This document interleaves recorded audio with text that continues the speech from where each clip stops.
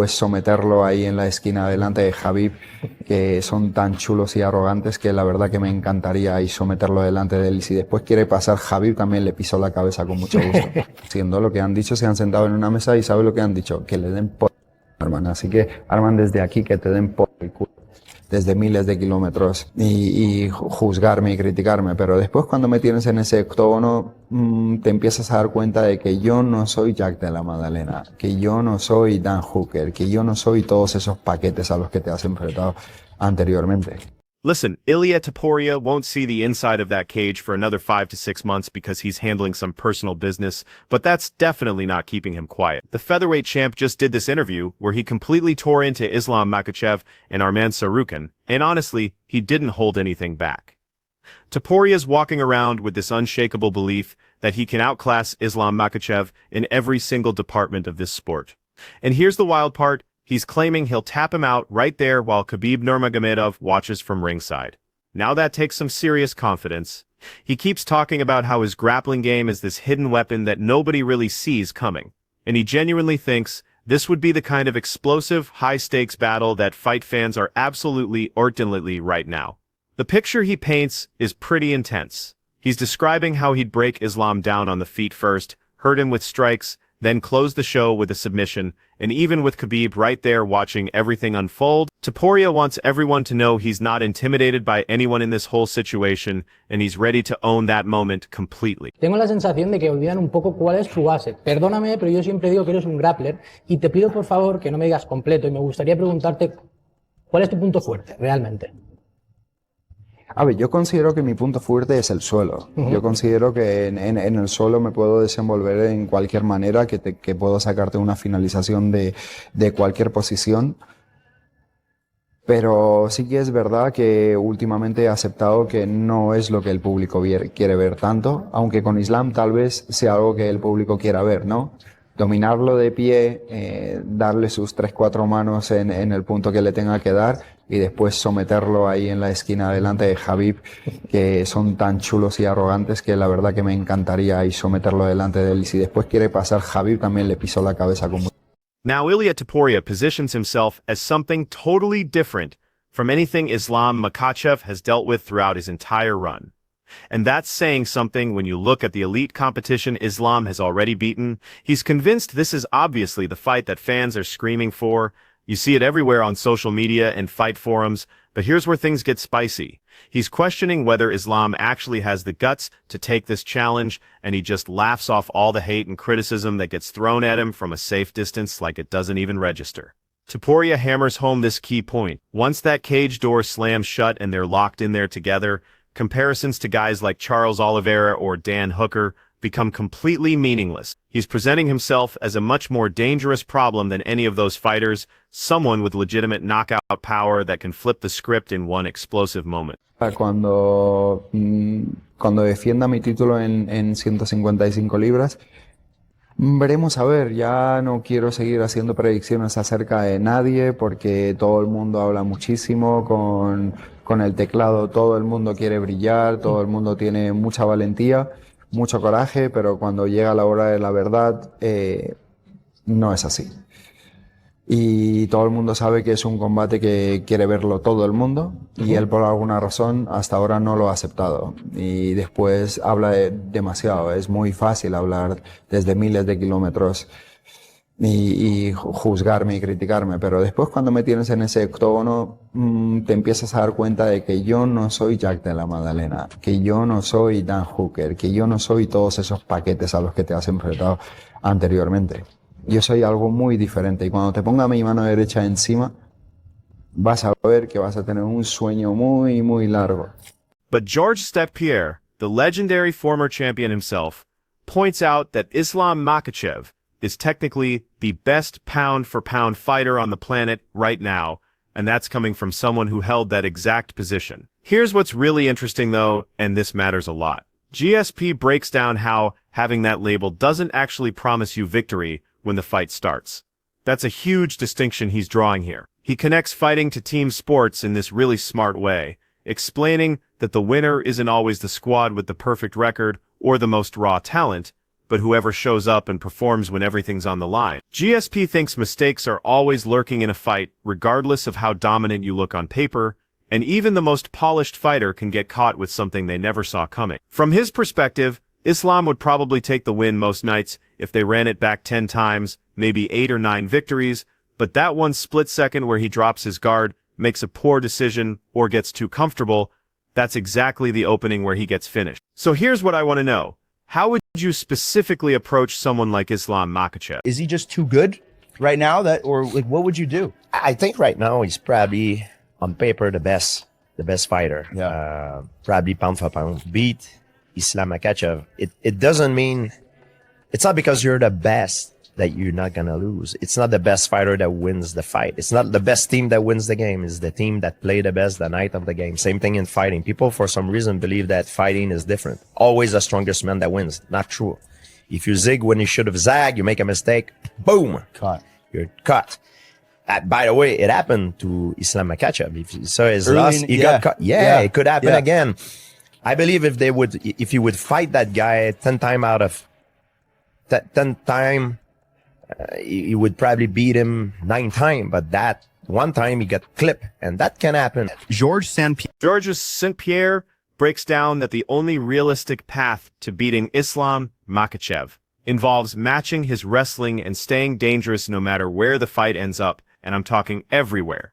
You can't give him any obvious weaknesses to target and exploit. He specifically references Islam's early scrap with his former training partner Mansour Barnawi, explaining that Barnawi actually created some real problems for Islam by executing a few crucial things. Stuffing takedown attempts with solid technique, scrambling back up when he did hit the mat, and still being a legitimate problem on the feet with his boxing. From GSP's analysis, and he's broken this down thoroughly, that specific fight reveals the exact formula needed to give Makhachev serious trouble. It's all documented on video if you go back and study it from that angle. To beat Islam Makhachev, is very skilled. I think you would need a guy that can match his wrestling in a way that either to counter his takedown, or if he get put down, manage to scramble back up and create distance and also fight him standing up. I think you need a guy that put pressure on him with a lot of fakes and feints. There's a guy that gave him a lot of trouble. He was from France. He was one of my training partner. If you go and check that fight online, his name was Mansour Barnawi. He was one of my best training partner when I was getting ready for fights, and he gave him a lot of trouble. And it was in Makhachev early career, but if you look at this fight, it could have gone the other way as well. It went to decision, and the way Mansour Barnawi fought Makhachev, that's the way you need to fight. A lot of pressure, create a lot of scramble, and pressure.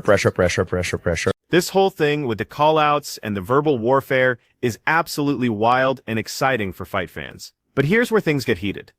Ilia Topuria completely dismissed any suggestion that he was ducking Arman Tsarukyan, and his response was dripping with sarcasm instead of any real worry about those claims. He painted Arman as someone who gets opportunities handed to him but can't deliver when everything matters, suggesting pretty directly that legitimate contenders push through pain and obstacles, instead of finding excuses when the pressure mounts. Topuria's attitude made it obvious that he found the criticism completely ridiculous, almost offensive in how absurd it sounded to him, and he attacked Arman's mental strength rather than his technical abilities. This isn't about Arman's skills. It's about whether he'll step up when the lights are brightest. Voy a preguntarte directamente. Toda la gente dice que tienes miedo de Arman y te tengo que preguntar por eso. Yeah. Bueno, al final ya sabes lo que pienso sobre la opinión de los demás. Arman, bueno, es un buen luchador, ha tenido sus oportunidades en las que se ha negado a competir, ha tenido su oportunidad de pelear por el campeonato del mundo, se ha retirado del combate. Todos los luchadores hemos enfrentado dolores de espalda, dolores de brazo, de pierna, de todo, y aún así nos hemos presentado en el combate. Él por alguna razón no. Y él sabe cuál ha sido esa conversación interna. Tal vez se ha tenido que cambiar los calzones después de tomar esa decisión. Ilia Topuria approached his criticism from a business angle, basically thinking like a promoter and questioning whether Arman Tsarukyan could actually be relied upon for major opportunities. when the pressure is at its peak. He argued that multiple incidents had severely undermined people's trust in Arman's reliability, especially considering the UFC had invested serious money in featuring him on huge high-profile events where millions of dollars hang in the balance. Topuria suggested that these unprofessional moves risk far more than just individual reputation. They threaten entire events and jeopardize financial commitments that the promotion has made to sponsors, arenas, and television partners. He described someone who's disrespecting the incredible opportunity being offered to them. Someone who doesn't realize how lucky they are to be in this spot. Si yo ahora te hablo como promotor, darle la oportunidad a una persona que le das una promoción tan grande, inviertes tanto dinero para promocionarlo de esa forma, ponerlo en una cartelera tan grande para que te lo juegue de esa manera, claro. Es muy complicado volver a depositarle confianza. Después ha tenido como otro combate ahora estelar en la que le ha metido un cabezazo en un careo.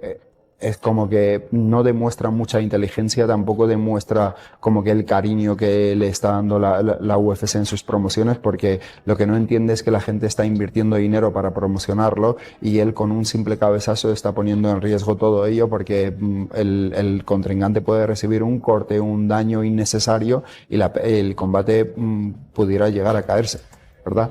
Ilia Topuria sends a harsh, direct message to Arman Tsarukyan, making it obvious that any respect between them is completely dead and gone, and I mean totally finished.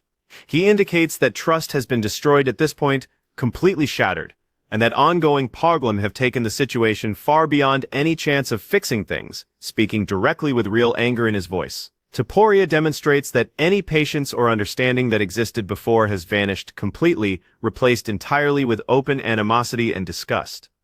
There's no coming back from this kind of public destruction. Cuando tú ves que tienes una persona enfrente a la que le estás dando cariño, en la que estás invirtiendo el dinero que realmente te está devolviendo las cosas de esa manera, al final tú le seguirías dando cariño. No. Bueno, pues eso es lo que están haciendo. Lo que han dicho, se han sentado en una mesa y ¿sabe lo que han dicho? Que le den por el culo a Arman. Así que Arman, desde aquí que te den por el culo. Pimblett also goes after Arman Tsarukyan directly, saying he's not even slightly surprised that Arman got passed over for the interim title shot opportunity. He explains it as a natural consequence of dependability problems rather than any questions about skill or talent, pointing to ongoing mistakes and bad timing that from his perspective and based on what he's witnessed have really damaged Sarukian's relationship with UFC leadership. Paddy stresses this vital point that at the championship level of this business, being professional and reliable is just as important as pure talent and fighting skill. You might be the most gifted fighter alive, but if you can't be trusted when everything's on the line, that creates huge problems. I mean, I don't expect you to have any sympathy for Arman Tsarukyan, but you know, were you surprised that you could make this interim title without him in it? No, he's boring. Don't really know anyone who wants to see Arman Tsarukyan fight. I listed so many reasons why he hasn't got this title shot in an interview the other week. Pulled out on a day's notice when he said he had a bad back when he never. He just couldn't make weight to ruin the main event. Punched the fan walking out of the cage. Probably cost the UFC a lot more money. Nearly ruined another main event for the first fight in Qatar by headbutting Dan Hooker. Just don't be a little spoiled brat and you might end up getting in good graces. Pimblett doubles down on his criticism of Arman Tsarukyan, saying he's not shocked whatsoever that Arman got overlooked for the interim title opportunity when those decisions were happening. He focuses directly on trust issues over any debate about fighting ability, referencing ongoing problems and questionable timing that, from his viewpoint and what he's seen, have hurt Sarukian's standing with UFC executives and power brokers. Pimblett emphasizes that at this championship level, where massive amounts of money and huge pay-per-view events are at risk, professionalism matters equally with skill. You need both elements to make it at this tier level. It's his own fault, lad. It's his own family's fault for letting him be a spoiled little baby his whole life, lad, because he's got money. You know what I mean? He thinks that he can just like pay his way out of anything. Well, nah, lad, you got told you better work your way back to the title. And beating Dan Hooker, who can't grapple to save his life, doesn't do that. You know what I mean? But it is funny because he's left out in the cold now because Charles is fighting Max and I'm fighting Justin. And like, the next person down the rankings is Dan Hooker, who he's just beat. You know what I mean? He's going to have to rematch Gamrot or something and try and beat Gamrot. Because for now, nobody gives a flying about Arman Tsarukyan. It's not my fault. Arman Tsarukyan's an absolute sausage. No, it's not. It's not my fault. He can't control his emotions and starts headbutting people at weigh-ins and pulling out the night before fights and hitting fans when he's walking out. That's not on me. That's on him. And he knows why he's not fighting for the belt. He needs to stop. But Jorge Masvidal defends Arman Tsarukyan from a totally different perspective, arguing strongly that he's getting unfairly sidelined and ignored despite obviously being one of the division's elite fighters based on results and performance. He recommends that Arman should just focus and keep beating top contenders to build a case so overwhelming that they have no choice but to acknowledge him, describing him as a premier lightweight challenger and an important player in determining the division's direction. Masvidal's message is simple. Let your results speak for themselves. Like Arman should have been way over Gagey, and I feel like Arman should be way over Patty, you know, but he does have that hiccup. So what does he do? Does he sit out? Or does he go out there and make his case? Get another one of these top 5 guys, Arman, I say, take their head off because there's nobody there that could beat him, and keep him moving, brother. Then they can't deny you. You know, I think he has to go out there, just beat somebody else, and not even Dana White could say, no, I'm not giving this guy a title shot. After that, there's no way, you know.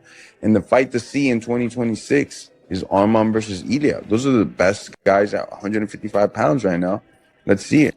At the same time, Chael Sonnen thinks that Ilia Topuria should lose the title, and his reasoning actually makes sense. He's explaining that interim championships are designed only for title holders who are out due to real injury or severe medical problems, not for personal matters or timing issues. He argues if a champion misses fights for reasons beyond legitimate health concerns, there's no valid justification to keep the belt around their waist. Sonnen admits that his position sounds brutal and might anger some people, but he maintains it's purely rational from a competitive perspective, mentioning that fighters have previously fabricated injuries to dodge tough opponents, so simply saying you're unavailable isn't sufficient reason. You need genuine medical evidence. The interim belt is for those that are dealing with an illness or an injury. If we would like to show grace to an undisputed champion because he's missing matches specifically for illness or injury, and the moment Ilia informs us that he is missing matches for anything outside of the criteria of illness or injury, that's why you strip him. That there is no precedence for an interim championship. And I had never thought of that, and I thought it was very cold. I didn't like it. I got in my car, I went back to my hotel, I'm staying by myself, and I thought about it. And I go, man, there's actually a point to that. If Ilia is missing matches, and all he's got to do is make the claim. He doesn't have to be telling the truth. A lot of guys didn't tell the truth. A lot of guys have missed fights and said they're hurt because they didn't want to make the walk. Chael Sonnen clarifies he personally likes Ilia as a competitor and appreciates what he's achieved, but he still thinks the championship absolutely should be taken away regardless of his personal opinions. He explains that unless Ilia officially declares an injury with real medical evidence and documentation, even though those medical records can sometimes be questionable or easily acquired, the UFC has no valid justification to leave the belt with him. It's about upholding principles and fairness in how champions get treated. But if you're making a claim outside of illness or injury, to my understanding, the person at the UFC is correct. You're not eligible. You got to be stripped. I think that is a fair point. I don't want him stripped. I'm on Ilia's side of this. I don't really like what he's going through. I think he's shared more with us than he has to. I also think he's innocent. He seems like a good guy. I really don't think that he would have done these things. However, yeah, they got to strip him. If he's not making the claim that he's injured and has some kind of a doctor report to back it up, as bogus as those can be, he's got to be stripped. Meanwhile, Islam Makhachev is prepared and eager to fight anyone in his weight class who wants it, but he personally would rather face Kamaru Usman if he gets to choose. That would be an absolutely massive super fight. Henry Cejudo also thinks that Kamaru Usman can present a genuine, serious threat to Islam Makhachev, and he's not just building hype here. He mentions that Usman's particular approach and wrestling background makes him much more difficult to control than most opponents, and he emphasizes Usman's devastating, technically precise 1-2 combo that has finished elite fighters. Cejudo adds the significant detail that Islam has been rocked before in previous fights. It's documented on film, and that surprise shots landing clean can totally flip the entire outcome of a battle instantly.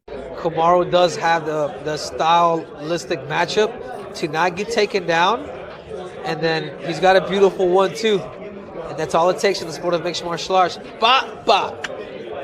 You know what I'm saying? And Islam has been hurt. The time that he did lose, he did get knocked out. So it's those punches that you don't see coming that could change everything. And Kamaru Usman has the speed, and has the power, and has the experience. But he's going up against Islam Makhachev, who is... He's good, man. He can kick. He can wrestle. He could... that's the biggest thing, bro, is... it's his defense. He's always here, and then he level changes, and he kicks, goes up. Very, very good. But you would probably favor Islam, but I would not count out the Nigerian Nightmare.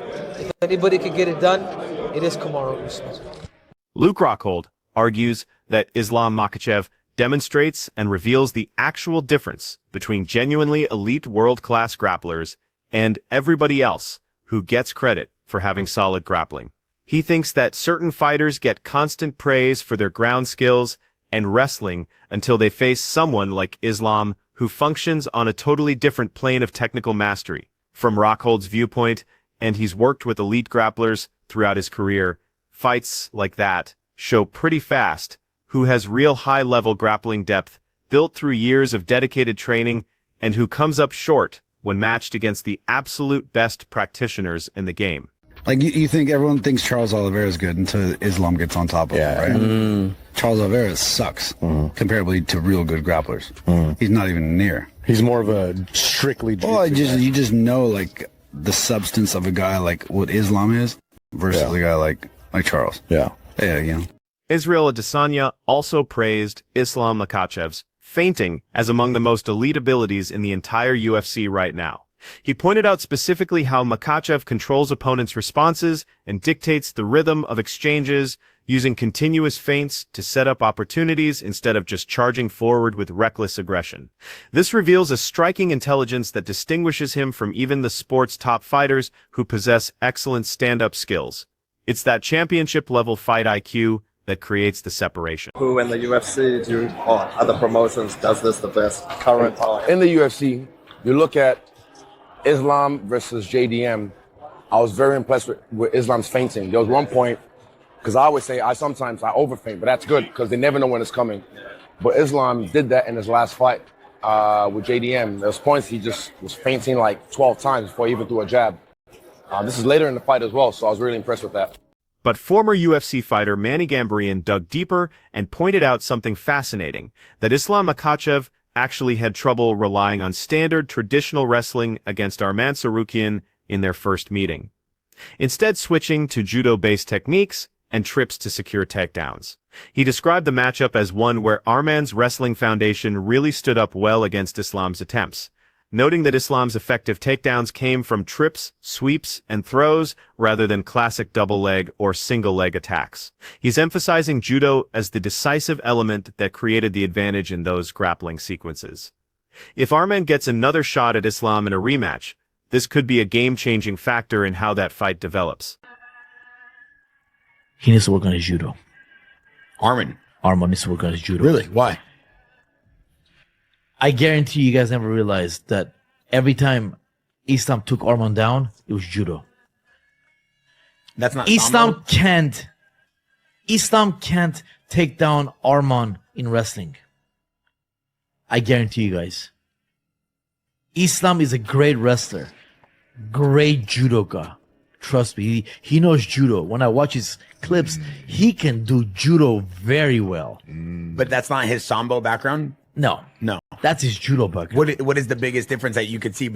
The contrast between Islam's sambo background versus his judo technique, the movement and approach that Islam brings with his judo-based system, it's really incredible to observe if you know grappling. On the flip side, Bilal Muhammad claims that Islam Makhachev and his manager Ali Abdelaziz are hunting for an easier opponent by specifically pushing for Kamaru Usman.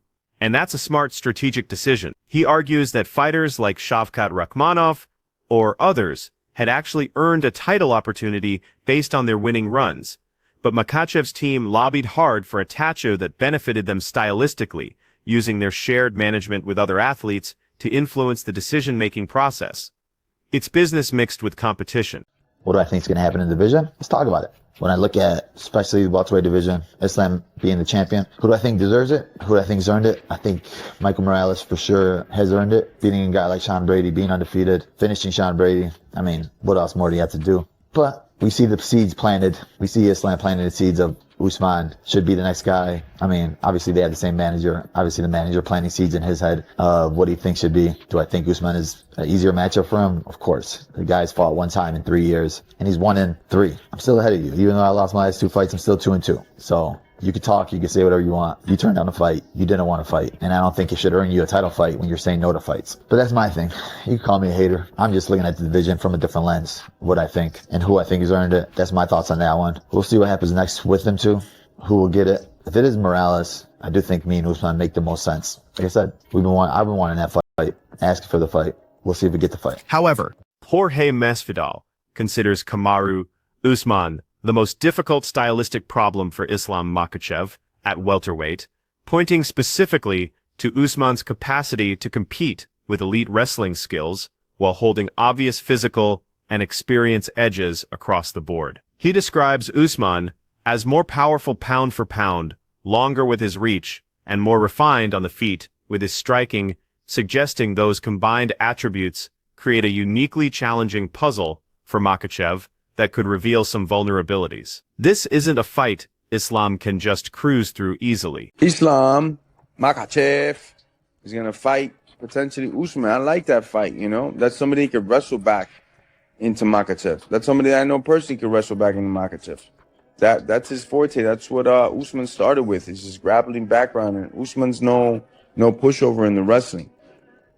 I think he's better on the feet. I think he's bigger. He's longer. He's stronger. He has more experience fighting long fights on his feet as well, and using his defensive wrestling, like he did with rat face Kobe's bitch ass, you know, or how he did with the other nut freaking Chasma, whatever his name is. You know, he's very good at fighting those guys. I actually thought he beat the 185-pound champion currently, Chasma, on like a 11-day notice. He just got out of the couch from eating whatever the he was eating, got on a flight, went over there, and beat him 2 out of 3 rounds. Jorge Masvidal views Kamaru Usman as Islam Makhachev's absolute most dangerous test.